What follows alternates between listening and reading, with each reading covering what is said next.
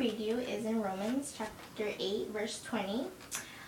For the creation was subjected to frustration, not by its own choice, but by the will of the one who subjected it in hope. One of the questions I want to ask you is, what are your first thoughts about this verse? What are my first thoughts about it? Well, one of my first thoughts is that it's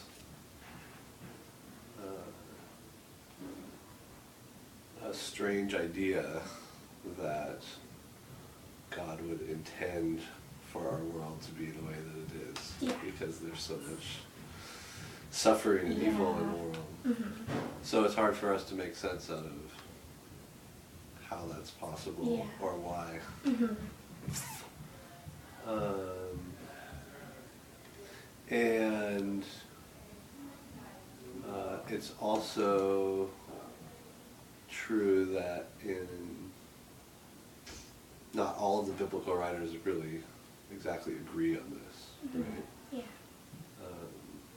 Paul has this idea in a lot of his writings. But it's a hard pill to swallow. Yeah. So a lot of folks have tried to make sense out of it in different ways. So yeah, I'd say my first thoughts have mostly to do with that. Okay. What comes to mind when you first hear it? That's like the same question as the first one. I'm just reading off the question. Did you come up with these questions? No. Who came up with these questions? Who came up with Josh? Some other person in our group. But I'll just read you the next one. Okay. What do you think it means?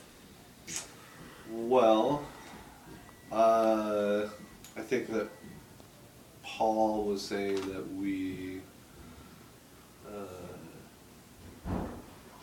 that that the condition of our world is all part of God's redemptive story with humanity. But again, that doesn't necessarily make sense. So if meaning has to do with making sense, that doesn't necessarily make sense as far as us being able to understand that redemptive story. Mm-hmm. Is that you understand? Yeah. So that's, I think that on one level that's what it means, right? In the sense that that's what Paul means to be saying. That our world is the way that it is as part of this redemptive story, as part of this hopeful, gospel, right?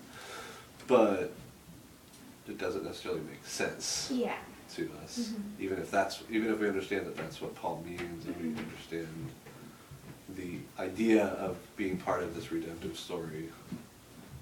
It doesn't necessarily make sense to us. What implications does this have on your life? Anything personal or?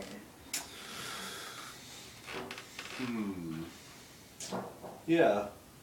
I think that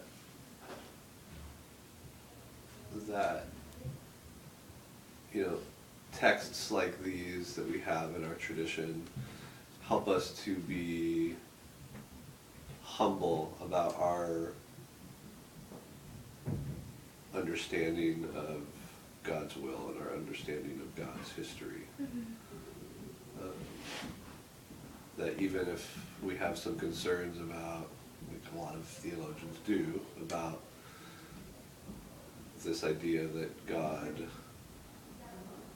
God is the responsible agent for our suffering or for evil in the world, that we, even if we have concerns about that, we recognize that a proper understanding of our relationship to God and our relationship to His creation is one of significantly of mystery, right? Yeah. That this is, it's not, this story, this history is not something that can be, we can't grasp it intellectually or emotionally or even, you know, in any kind of cognitive way. We can't wrap our heads around it, Yeah. right? But that's difficult because we want answers. Yeah, definitely. I want answers, right? Yeah. And that's what but that's you know, part of what it means to become part of God's story is to recognize